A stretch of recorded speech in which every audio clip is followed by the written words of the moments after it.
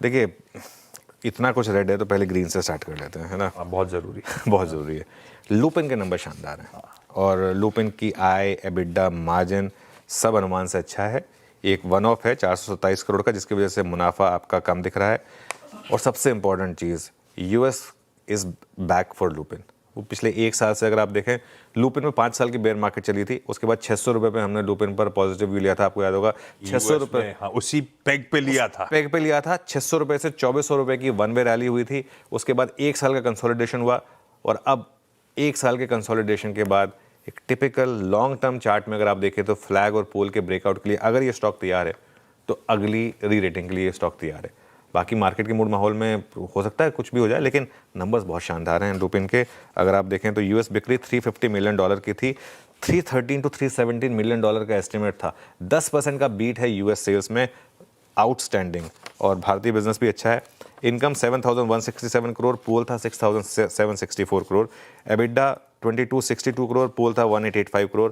Margin 31.6%, पोल था 28%। मुनाफा 1180 करोड़, पोल था 1246 करोड़। लेकिन जैसे मैंने कह दिया कि इसमें आप एक 427 करोड़ अगर ऐड कर देंगे जो वन ऑफ था, तो करीब करीब 1600 करोड़ के करीब का मामला पहुंच जाएगा। हीरो ऑफ द डे, अगर आज मार्केट में हल्का सा भी रिकवरी का मूड रहे, कुछ भी रहे, आज का hero of the day possible है। इस खराब मार्केट में भी अच्छी खबरें हैं तो सबसे पहले उनको हाईलाइट करना जरूरी होता है। इसके लिए सबसे पहले उसको लिया मैंने, लुपिन को लिया। आप एक और ग्रीन निपटा देता हूँ, उसके बाद फिर रेड पे आएंगे क्योंकि रेड की संख्या ज़्यादा है। मुथूट फाइनेंस, मुथूट के लिए 2 पॉजिटिव, एक तो नंबर्स बहुत शानदार और दूसरा ये जो मैंने बॉन्ड वाली बात कही, इससे एनबीएफसीज में रैली होगी। अब सोना नीचे आया लेकिन, तो अब उसका सेंटीमेंट इंपैक्ट क्या होगा।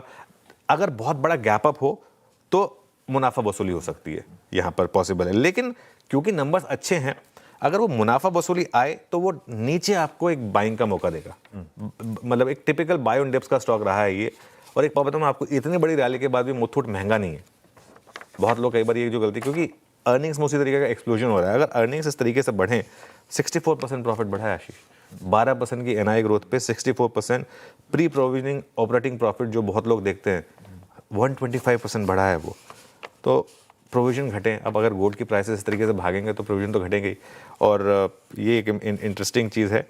तो खैर अच्छे नंबर्स हैं मुथूट फाइनेंस के। अब आ जाइए आप रेड पे, है ना। हिंडाल्को रेड, 2 कारण हैं। एक तो ग्लोबल मार्केट में मेहम है, एक नंबर फीके हैं। वैसे जितना पोल था उसी के हिसाब से ही है, लेकिन क्योंकि नोवेलिस के नंबर आए थे उसके बाद खराब था, लग रहा था कि मार्केट ने एक बेनिफिट और डाउट दिया था कि एक बार हिंडाल्को के खुद के नंबर देख लेते हैं, उसके बाद हम रिएक्ट करेंगे। कुछ भी नंबर में अच्छा नहीं है और क्योंकि ग्लोबल मार्केट खराब है तो आज हिंडाल्को मुझे लग रहा है कि थोड़ा सा रेड में होना चाहिए। पीआई इंडस्ट्रीज भारतीय मार्केट का पिछले 25 साल का सबसे बड़ा मल्टीबैगर है ये, सबसे बड़ा। किसी ने इससे ज़्यादा रिटर्न नहीं दिए, लेकिन नंबर ख़राब हैं।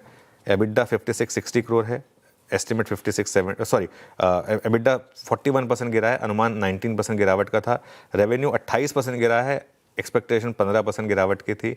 और मार्जिन 21.9% पर आया, 5% मार्जिन गिरा है, 140 बेसिस पॉइंट घटने का अनुमान था। अब दिक्कत क्या है, मुझे लग रहा है आज शायद उसमें खुलते ही सर्किट लग जाए, इसकी भी पॉसिबिलिटी रहेगी। आज का मिनी एक्सीडेंट भी हो जाए, लेकिन इतना नीचे खुले ना तो शॉर्ट मत करें। इसका 5 साल का चार्ट रखिएगा एक बार जरा पीआई इंडस्ट्रीज का। क्यों मैं एक चीज़ कहता हूँ, एक होता है ट्रेडिंग व्यू, एक होता है इन्वेस्टिंग व्यू। ये कुछ ऐसे स्टॉक्स हैं जिन्होंने लॉन्ग टर्म में हमेशा पैसा बनाया, लेकिन अब आगे यहाँ पर चलेगा या नहीं चलेगा थोड़ा टफ है। लेकिन मेरे ख्याल से अगर बहुत बड़ा गैप डाउन हो तो शॉर्ट ना करें, लेकिन आज क्लियरली नंबर बहुत ख़राब है तो इसके लिए इसको रेड में लेके चल रहा हूँ। ओएनजीसी को रेड में लेके चल रहा हूँ क्योंकि एक तो नंबर ख़राब है, फीके हैं एकदम, मतलब कुछ है नहीं। और दूसरा क्रूड नीचे आया, 70 वाला क्रूड 67 पर आ गया, तो उसका थोड़ा सा एक ओएनजीसी में रैली भी हुई है पिछले कुछ दिनों में, तो उसका एक इम्पैक्ट आपको देखने को मिलेगा। तो ये असर दिखेगा, कर दीजिएगा इसको अभी क्रूड में नरमी का, तो वो एक आगे जाकर इम्पैक्ट आएगा। और इन्फोसिस और परसिस्टेंट कल भी रेड में लिए थे, आज भी रेड में ले रहा हूँ। क्यों मैं इन्हीं 2 स्टॉक्स पर फोकस कर रहा हूँ, अगर लोग मुझसे पूछेंगे। वैसे तो पूरा का पूरा सेक्टर वो हो रहा है क्योंकि इनमें आप मार्केट ने अगर आप देखें तो गैप डाउन के बाद भी आपको मौके दिए थे। और ये इन्फोसिस बैरोमीटर है पूरे के पूरे सेंटीमेंट का, और परसिस्टेंट सबसे ज़्यादा हाई बीटा स्टॉक है, सबसे ज़्यादा चला था, तो इसके लिए सबसे ज़्यादा गिरने का रिस्क भी वहीं पर है। इसके लिए मैंने इन 2 स्टॉक पर फोकस किया था। वैसे तो पूरा का पूरा IT उसको आप चाहे फोकस कर सकते हैं। बस एक चीज़ कह देता हूँ, कल इनमें क्लीन ट्रेड थी और अगर आपने कैरी कर लिया तो बल्ले बल्ले आपकी। आज दूसरा दिन होगा बड़ी गिरावट का, उसमें अगर आप इंटरडे में शॉर्ट के बारे में सोच रहे हैं वो आपको थोड़ा केयरफुल होना पड़ेगा क्योंकि कभी भी बीच में रिकवरी आ सकती है वहाँ पर।